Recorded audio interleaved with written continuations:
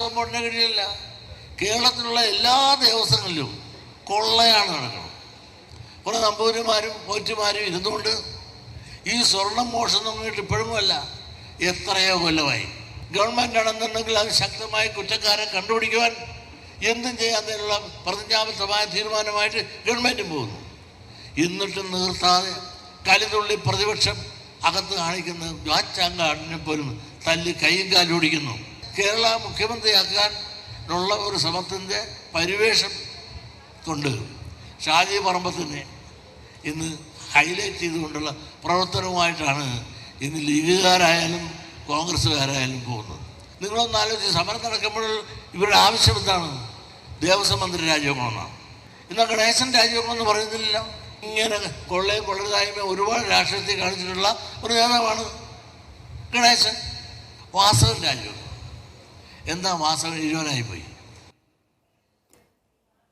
നടേശൻ്റെതായ ലക്ഷ്യങ്ങളുണ്ട്.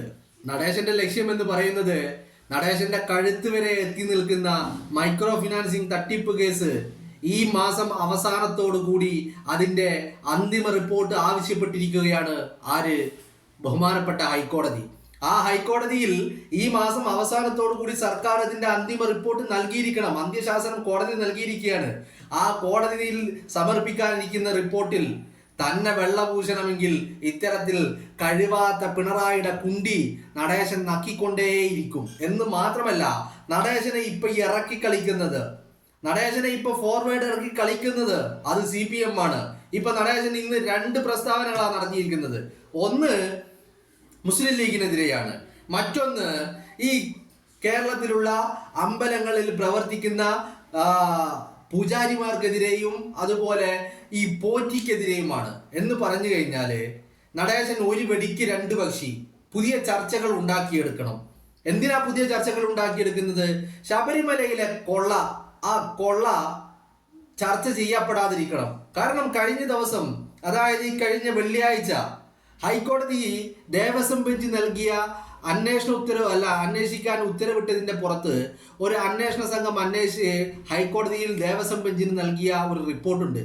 ആ റിപ്പോർട്ടിൽ വളരെ വ്യക്തമായി കാര്യങ്ങൾ പറഞ്ഞിരിക്കുന്നുണ്ട്. ആ പറഞ്ഞിരിക്കുന്ന കാര്യങ്ങൾ അടിച്ചു മാറ്റപ്പെട്ട സ്വർണത്തിന്റെ കണക്ക് പറഞ്ഞിട്ടുണ്ട്. അതുപോലെ അത് ഉദ്യോഗസ്ഥർ മാത്രമല്ല, ദേവസ്വം ബോർഡ് അംഗങ്ങൾ എന്ന് പറയുന്ന ആളുകൾ ആരുടെ ആളുകളാ? ഈ പറയുന്ന പിണറായി വിജയന്റെ ആളുകളാ. കേരളത്തിലെ പിണറായി ഭരിക്കുന്ന സർക്കാരിന്റെ ആളുകളാ. അവര് അടങ്ങുന്ന സംഘമാണ് ഈ കൊള്ള നടത്തിയിരിക്കുന്നത്.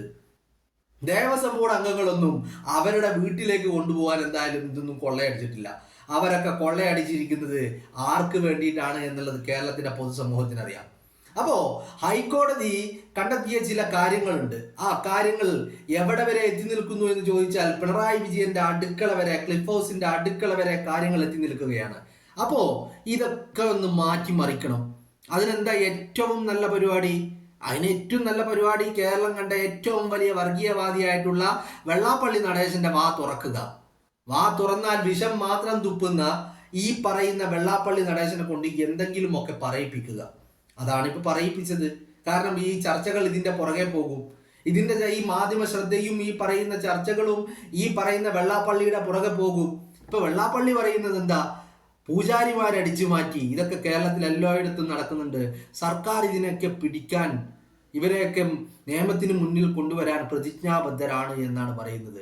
എന്ന് പറഞ്ഞാൽ ഇനിയിപ്പോ നിങ്ങൾ കണ്ടോ, അവസാനം ഈ പറയുന്ന ശബരിമലയിലെ സ്വർണ്ണക്കൊള്ളയിൽ ഒരേ ഒരു പ്രതി മാത്രമേ ഉണ്ടാവുകയുള്ളൂ. അത് ഈ ഉണ്ണികൃഷ്ണൻ പോറ്റിയാണ്. പക്ഷേ ഉണ്ണികൃഷ്ണൻ പോറ്റി യഥാർത്ഥ പ്രതിയല്ല. ഉണ്ണികൃഷ്ണൻ പോറ്റി ഇതിന്റെ ഇടനിലക്കാരൻ മാത്രമാണ്.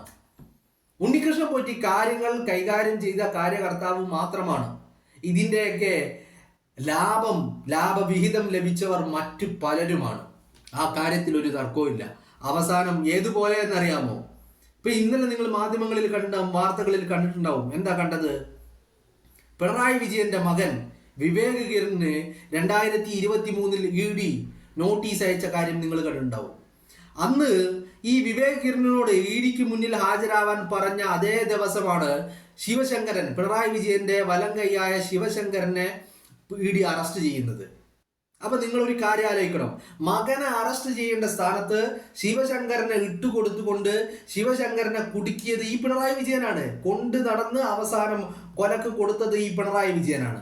ആ പിണറായി വിജയൻ മകനെ രക്ഷിക്കാൻ വേണ്ടി ശിവശങ്കരനെ ഇട്ടുകൊടുത്തതുപോലെ ഇപ്പോ പിണറായി വിജയനും സംഘത്തിനും രക്ഷപ്പെടാൻ വേണ്ടിയിട്ട് ഉണ്ണികൃഷ്ണൻ പോറ്റിയെ പൊടുത്തും ഇതിൽ. അതിനു വേണ്ടിയിട്ടാണ് പിണറായി വിജയൻ ഇപ്പൊ ഇങ്ങനെ വെള്ളാപ്പള്ളി നടേശനെ കൊണ്ട് പറഞ്ഞിരിക്കുന്നത്.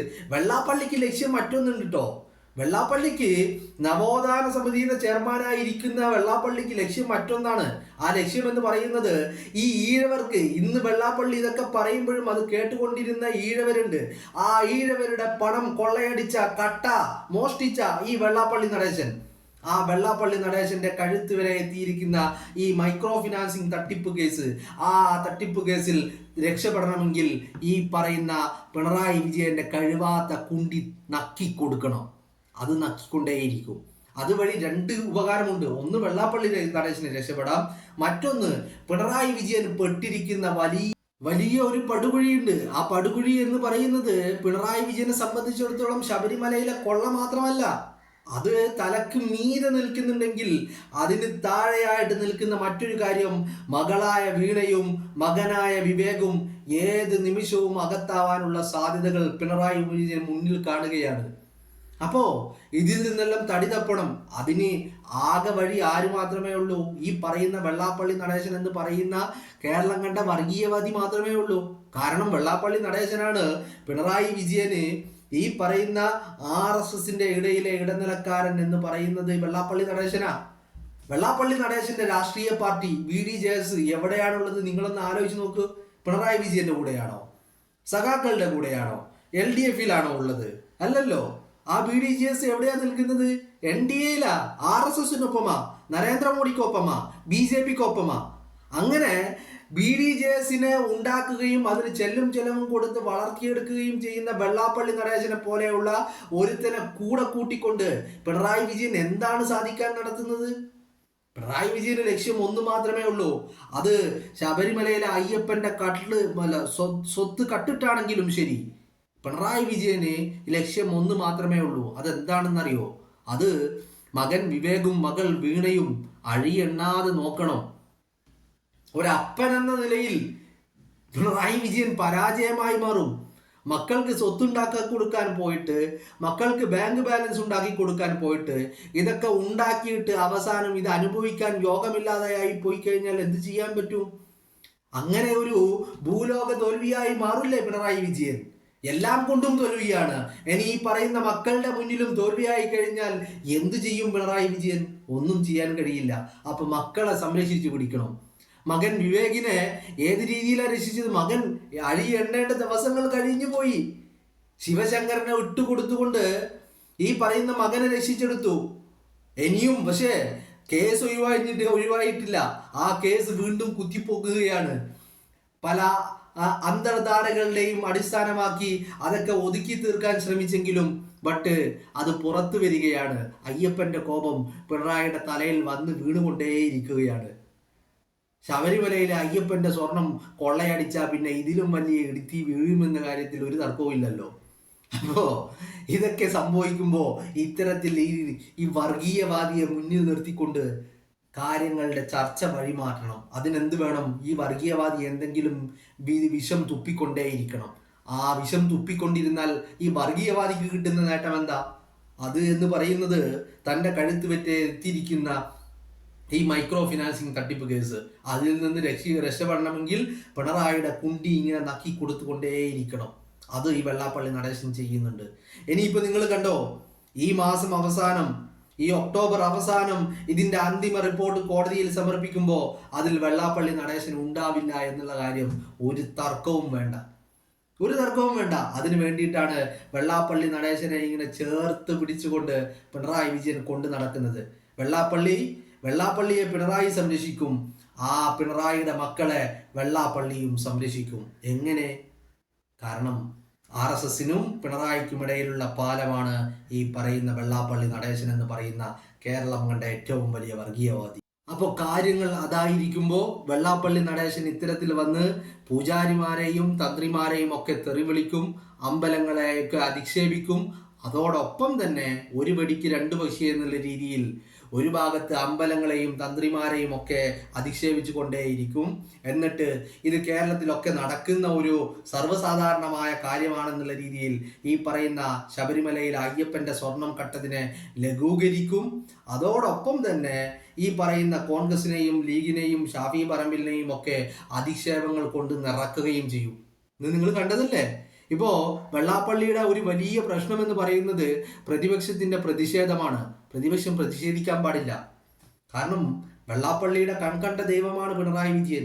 ആ പിണറായി വിജയനെതിരെ പ്രതിപക്ഷം സംസാരിക്കാൻ പാടില്ല, മിണ്ടാൻ പാടില്ല, മുഖത്ത് നോക്കാൻ പാടില്ല, അടിമയായി മുട്ടിൽ ഇഴയണം എന്നാണ് വെള്ളാപ്പള്ളി പറയുന്നത്.